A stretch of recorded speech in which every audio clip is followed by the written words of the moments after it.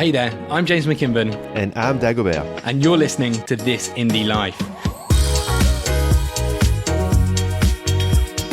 This Indie Life follows the journey of two indie hackers as we navigate the good, bad and the ugly, attempting to turn our indie hacker dreams into reality. Each week you can tune in to see what progress we've made to achieve those dreams. In this episode, unfortunately, Dago is still sick, so he records from the comfort of his bed as he tries to find out his customers' deepest, darkest fears.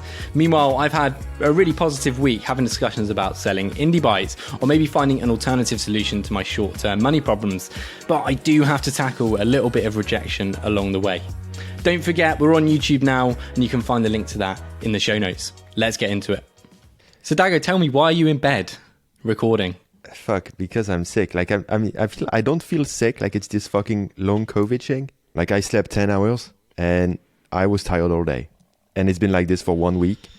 It seems like it's slightly better now, but like I worked like 2 hours today and I need to take a nap. So it's the worst thing for me because, like, you know me, I love to work. So yeah, it's pain. And I looked up like documentaries about long COVID, and basically the only technique is you need to pace yourself. Like you shouldn't, basically don't do anything. And every time you feel a bit tired, you stop.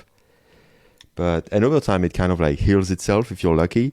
So, you know, since it only started bothering me last week, I think probably next week I'll be good. I hope so. I still notice like a slight improvement. So I think, okay, my goal tonight is to have a good night's sleep, and that should already be helpful.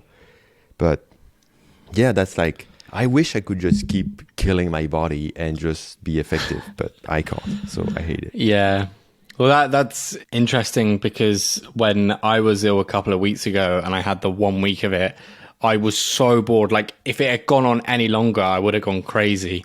So the fact that us as founders, the more time we spend ill, just the worse it gets, the more itch we have to do more, the more impatient we get for it to all be over. And it's hard because you've just got to wait it out. And I'm pleased that you're seeing signs of improvement, which means it at some point it should get better. But it's going to have to be a bit more waiting and resting. And yeah, it's like a forced vacation, because I'm not in pain. Like I don't have anything in my throat. I don't, I have a slight migraine, but nothing big. It's just like, you can't be calling that a vacation. Dago. Dago's the man that claims a vacation when he's ill. He's like, this is my holiday now. That's it. I feel like, okay, how should I manage this? Like, I hate it because I have so much shit I want to do. I always have shit I want to do. So anyway, yeah, I'm sick again. Hope next week it will be better. But that's why I have this weird setup, which is basically my bed, which you can see here, So apart from being ill, what have you done this week? So I was working on Logology 2 for a couple hours only, but that's what I'm working on. And what I'm doing is I'm like applying what I learned when doing my course, but to Logology. Mm-hmm. So right now I'm focusing on, and I'm starting like with the landing page instead of the product. I'm not thinking yet of like, even though I have some ideas of like how the product is going to change, I'm thinking of like, I'm asking people's questions about their problems to try to understand the deeper reason why they would want to buy something from Logology. And I'm pretty fascinated by the fact that I built so many relationships with people over time, on Twitter and with customers of Logology, that like I asked people a simple question the other day and I had like 20 quality answers. Like not on Twitter, just like people I knew, mostly past customers. And it's the most beautiful thing. Like once you have some people who in your audience or in your customers, and you can just ask them, you have a question, like, what's your deepest fear? Like the question I had for them is like, if the design of your SaaS or your startup was bad, what would be the outcome that you're afraid will happen? So I can understand the fear behind the need for a logo, the need for like, UX design and all that we're going to provide. And I had some of the best answers. And once I know the fear that somebody has, I can just create a landing page that's going to push on that fear, make people feel the pain, like how painful it is, the fear that you have and all that. And then I can just like know what the ideal solution is. And then we will build that ideal solution. So what have you found? What are people's fears around design? The main thing I have that I love is weight. Because, you know, my target is going to be startup founders, indie hackers, a lot of people who build a product themselves. And the best sentence I had from one of the replies that inspires me so much is the fear that even though you built the perfect product for someone, they overlook it because they have a bad first impression. And that's like so juicy. Like, because like, imagine like I put myself in the shoe, you know, it's all about empathy when you do this work. And I'm like thinking, I'm in the shoes of a startup founder who has no design skills, like a dev startup founder, which is a lot of them. Yeah. And you have no design skills and you build a perfect product for someone and you know it's the right product. You know it's solving their problems. You know it's like perfect. But they're not going to even try it out because after 2 seconds on your website, they think it looks like shit. It's not professional.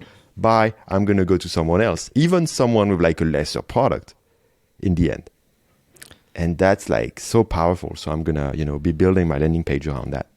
That is a very good answer because there's definitely been products that I've come across that I tend to overlook because the design might be bad or because like, well, there's so many well-designed products out there now that good well-designed product or landing pages that as soon as you come across something that's not quite as good, you might overlook it.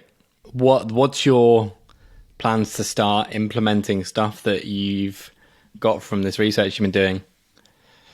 So right now it's not, again, I'm just focusing on the copy right now. I basically right now, I feel like a bullshitter. Like I'm only trying to convince someone to buy shit, but I haven't built the shit yet. I mean, I have Logology first version, but you know, it's all about what's the perfect thing that I can say to someone to make them buy. You know, what's the perfect product I could introduce, even though it doesn't exist yet. And once I have that and we look at it with Lucy and we're convinced and we love it, then we're going to build a product to solve that perfectly.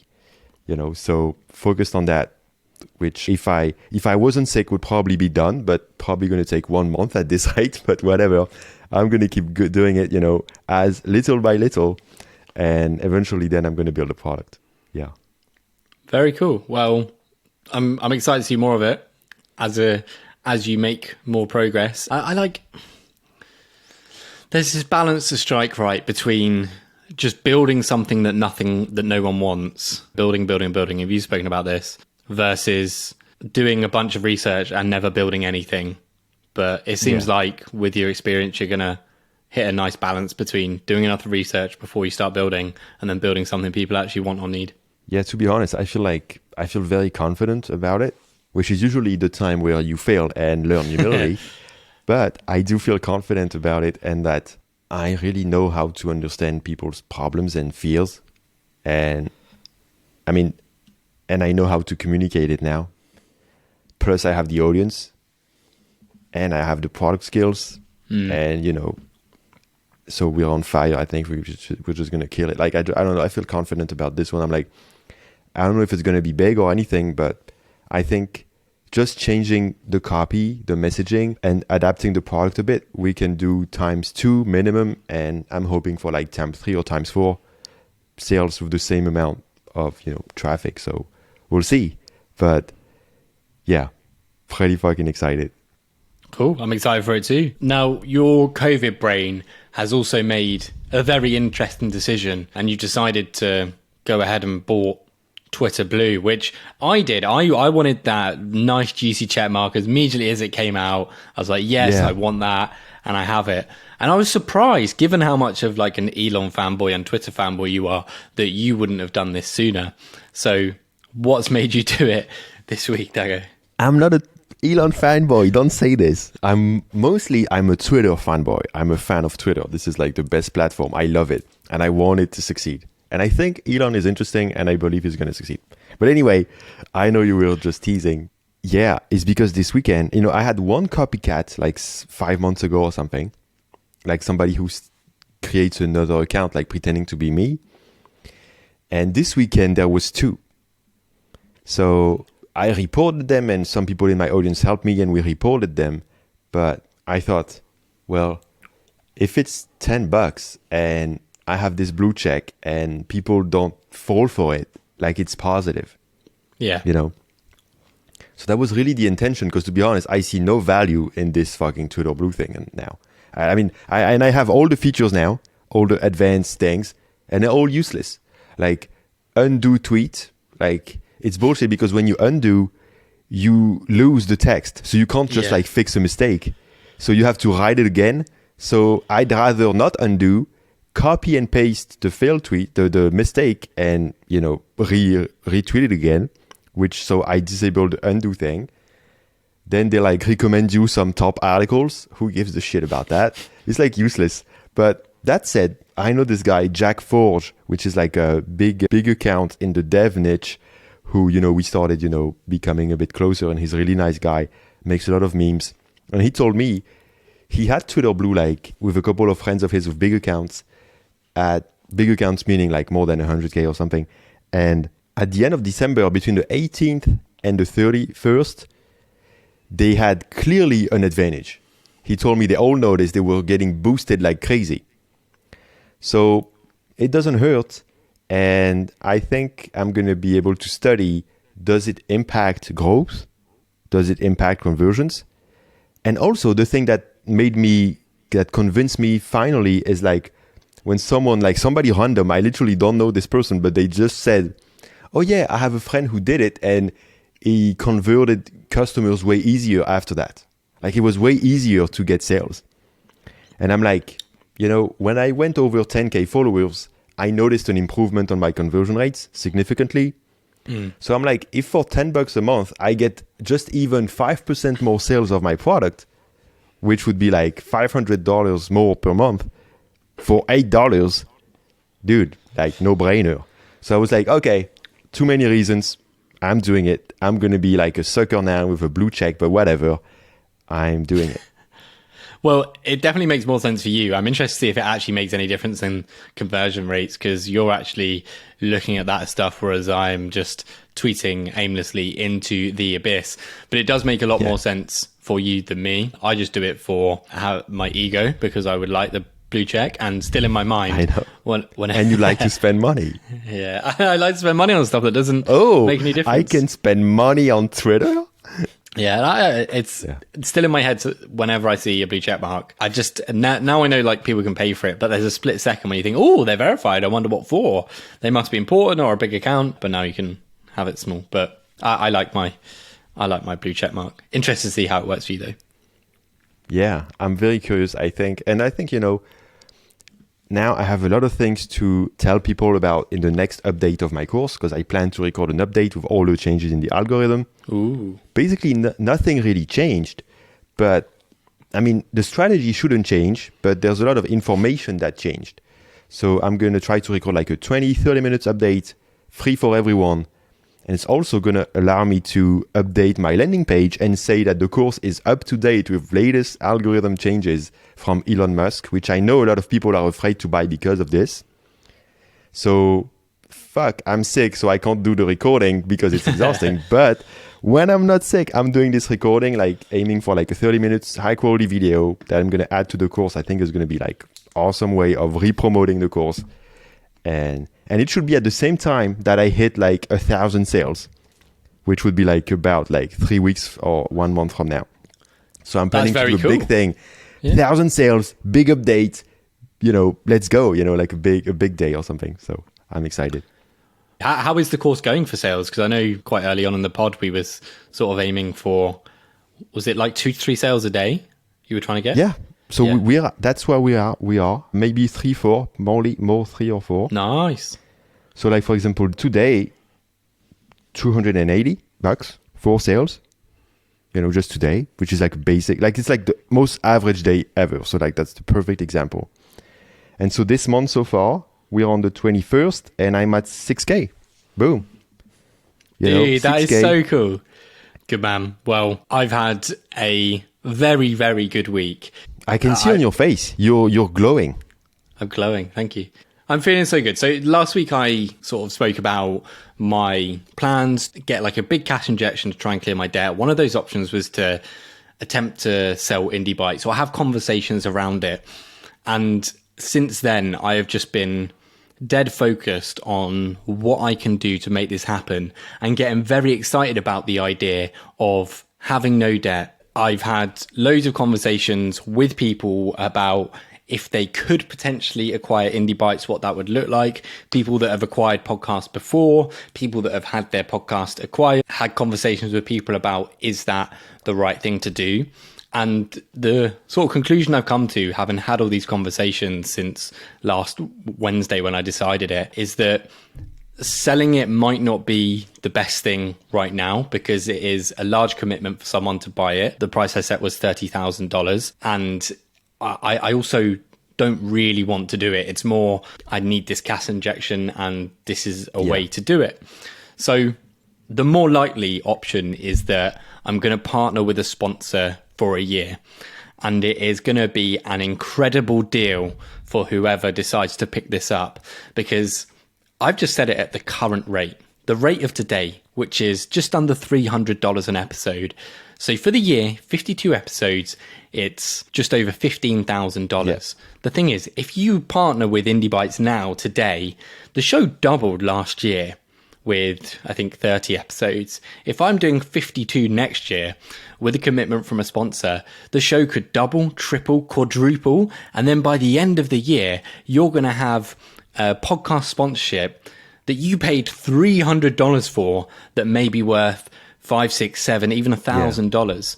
And that's really appealing. And it's exciting for me to give someone that value up front and for me to be able to get that $15,000 payment. That would be already a good progress for your debt. Yeah, definitely. And also, it could help you with the commitment of Indie Bites week after week. 100%. The accountability with a long-term partner who has believed in me to make it happen. We have that money commitment up front. And what that $15,000 should do is clear all the debt I have interest in. And Dago, I'm so excited about the day when I have like no one I'm owing money to, apart from the other about 10,000, which is actually to family members who have been very kind. And so there is no interest? No interest. If you pay off 15K of debt, you don't have any interest running? No interest. Just all of that I owe on credit cards, on loans to whatever establishment, that'll all be cleared. Oh, amazing. So you wouldn't have that because like that's what's putting you under all the time, like accruing interest. Damn, that's exciting. And you don't have to sell it? Dude, and I don't have to sell let's go. I mean, it sounds exciting. So I hope you can make that happen. Thank you, man. Well, yeah, there's a few people I'm having conversations with that seeming interested, and I'll maybe give an update next week to see where that's gone. It might not pull through. If not, we'll have another update next week, but it's looking positive. And because I've been so excited about this prospect of getting rid of the debt, it's sort of spiraled into loads of positive thoughts for me when it comes to like sorting out my finances. I'm talking about getting consistent income in. I've had so many conversations this week with either potential clients or existing clients about what our work could look like going forward. I've got to realize I need to find a way to have consistent money coming in every month, and I can do consistent work for people. So I've had some really great conversations about making that happen, along with the Indie Bite sponsor, which could clear my debt. And then my big client, which we've spoken about, the video one, we agreed over the weekend to go weekly. So this is what we discussed right at the very start. Weekly episodes at £1,500 an episode, which for the quarter would be £20,000. And that is going to be such a big life-changing amount, which can help clear that money to, and also give me that buffer to plan for future. Yeah, that buffer, definitely. So, wow. So cool to hear that, man. Like, I know why you're glowing now. And so I'm thinking, if you clear that debt, like, because you told me you needed like 5 or 6K per month, but like, if you clear the debt, how much do you need? Yeah, I wouldn't need more than 3. Okay, 3. So that's what I'm thinking. Because like, literally, once you clear the debt, you could just like, you know, do Indie Bites, do with Stable, do like this guy for the client work, and you're done, and you can even like save up money. Dago, I'm feeling so excited for the first time in my adult life to be debt free and to start building up savings and to be someone that has money instead of constantly chasing it. It's literally been, since I started working at 18, it's been 7 years of my life constantly chasing, constantly not having money, constantly making silly financial decisions. I'm excited I can sort of engineer a position where that goes away really quickly, just with a bit of focus. Cool, man. I'm so happy to hear that. Can't wait for like next week's updates. Now I'm like, I can't wait for next week's update. I want to subscribe to the pod too. Like, I want to know what's happening next. The one other thing I'm making a change with, which is working and making me happy at the moment, where I've got all this momentum, I'm feeling great. I don't know how long it's going to last, but I've set myself a challenge of working like a normal hours. So I tried this from last Wednesday, working 9 to 5, just normal, and then taking weekends off. And I've done it since last Wednesday, and it feels great. I've been getting work done. I've just been like, I've sat down at my desk saying, this is my work time, and I have no choice. I just start working, and then I get things done, and I feel great about it. I'm like, why haven't I done this more often? I've given myself like too much flexibility in life, and now where I'm sort of giving myself more restrictions, it's working well. It's the best. I was laughing because I'm like, this is my dream right now. 9 to 5, please. I need the energy to do 9 to 5 again. I don't even want to do overtime anymore. Just give me 9 to 5, please. So I'm sorry. I was laughing because of that, but that's awesome. Yeah, if you can. I noticed it was helping you last year, like end of last year, like when you were doing that, when you were like committing and all that, it was helping you. You were feeling better, but it's kind of like eating healthy. Like you know it's better, but you don't always do it. So it's awesome. Exactly. You're getting back on track. So that's all the positive stuff. We'll end on some negatives. Where all this Indie Bite stuff has been happening, I've been getting more excited about making Indie Bites great. But for the first time in a long time, I've had guest rejections. And I've been so fortunate over the course of Indie Bites that 99% of people have said yes. And the other 1% have had like really valid reasons. But on this occasion, the guy I asked to come on was Nir Ayal, who wrote the book Hooked and Indistractable now. And he is great. I want to hear that one, but I won't be able to. It's wonderful for the community. And the reason I feel so upset about this rejection is I've recorded 2 podcast episodes with him as a producer on my client's show. And Nir is absolutely lovely. We did 1 episode with him, and it was focused on one of his books. And at the end, I was like, I feel like we should have got more. I said to my client, and I said, do you reckon Nir will come back on for another one? And he was like, yeah, I can ask and see what happens. And Nir said yes to that. Now, my client's podcast is a very similar size to Indie Bites, and it's like not really Nir's audience that much, but he still went on and did these basically 3 hours of recordings. So when I sent the message to Nir after having like conversations with him as producer, I almost thought it was going to instant yes. And yeah, obviously. I would think so too, yeah. How wrong I was. So I sent this email to Nir saying, thank you for coming on the episodes with John. I really enjoyed it. I've got a similar sized show where we speak to founders and entrepreneurs. We all look up to you and have enjoyed your book. It's a 30-minute recording, 15-minute episode. Would you be up for doing it? And he responded and said, hi, please fill out this form on my website. I was like, okay, fine. Fair enough. I will jump through the hoop and fill out the form.